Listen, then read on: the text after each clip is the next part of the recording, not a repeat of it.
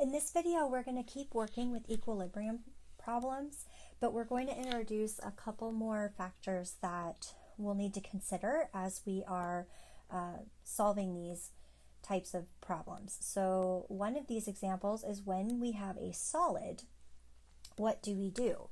So it's important to remember that when we have solids, they are not included in our equilibrium expressions. And so what we would have to do for our K value for this one, it's just D squared over A. Okay, so we don't, because these are solids here, we're not going to use them in our equilibrium expression. And then we also have to keep in mind we have that 2 for our D, so it's D squared over A. So we're going to set up our ice table, and we're going to start our reaction with 0.48 molar of A, and then we'll have nothing of D. And then we will lose some value of X here, and then we'll gain D, but remember that it's 2 moles of D for every 1 mole of A, so we're going to gain 2X, and then our A value is 0.48 minus X, and our D value is 2X. So the Kc value for this equilibrium is 9.2 times 10 to the minus 5th. So we can now go ahead and fill out our equilibrium expression with all of the values that we know. So 2x is squared, and we have our 0.48 minus x on the bottom. So now we multiply both sides of the equation by 0.48 minus x, and we can square this side on the right. So now what we get is 4.4 times 10 to the minus 5th minus 9.2 times 10 to the minus 5th x equals 4x squared. So now what we have to do is get it all, get everything on one side of the equation. So we can write this as our 4x squared.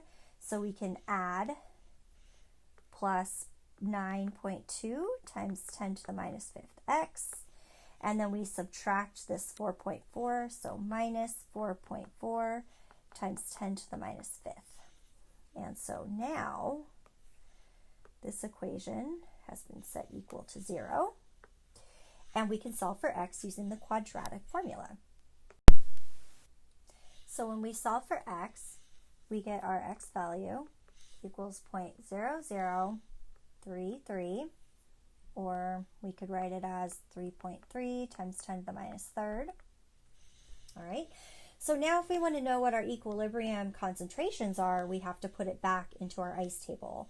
So it would be 0.48 minus 3.3 times 10 to the minus 3rd for A, and then the change in D is 2 times 3.3 times 10 to the minus 3rd, which equals 6.6 times 10 to the minus 3rd. And then you might notice that for this one here, it's kind of insignificant, right? So we could have made the assumption that we wouldn't really need to look at that x there, because 0.48 minus 0.0033 is still 0.48. In this example, we take some calcium phosphate and we're adding it to 10 liters of water. So there's plenty of water around, so a lot of water.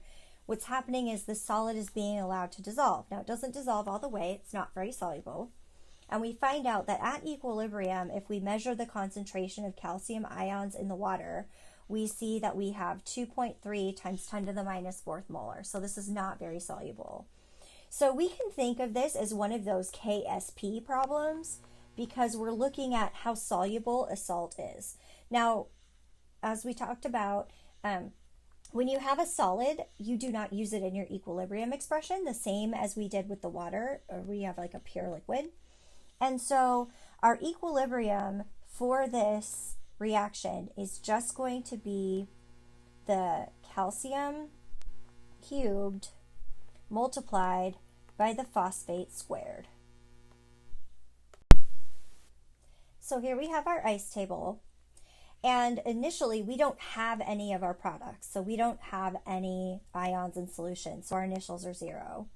And then at equilibrium, our calcium is 2.3 times 10 to the minus 4th. So we don't know the rest of this. So let's figure out what our concentration of phosphate is going to be so that we can solve for our K value. So we need to add, we know that we're going to gain some amount X here. And we look at our chemical reaction equation, and we see that we have 3 moles of calcium for every mole of calcium phosphate we throw into the water. So that needs to have a 3. So it's plus 3X. Likewise, if we look at our phosphate, we see we have 2 moles. So for our phosphate, it's plus 2X. Okay, so now we can solve for X. So 3X equals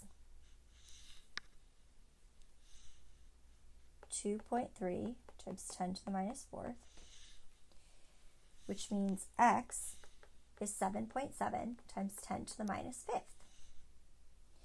We know that phosphate increases by 2 times that amount, so our phosphate is 2 times 7.7 times 10 to the minus 5th, which is 1.54 times 10 to the minus 4th.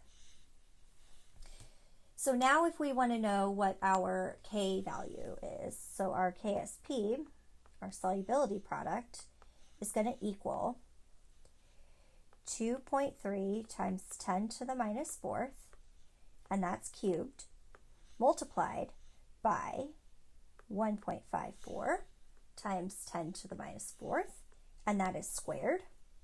And this is a real small number. It's 2.9 times 10 to the minus 19th,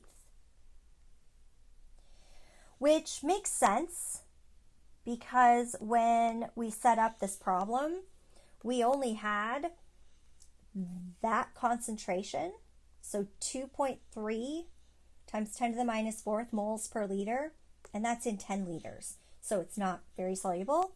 So we can see that our answer totally makes sense.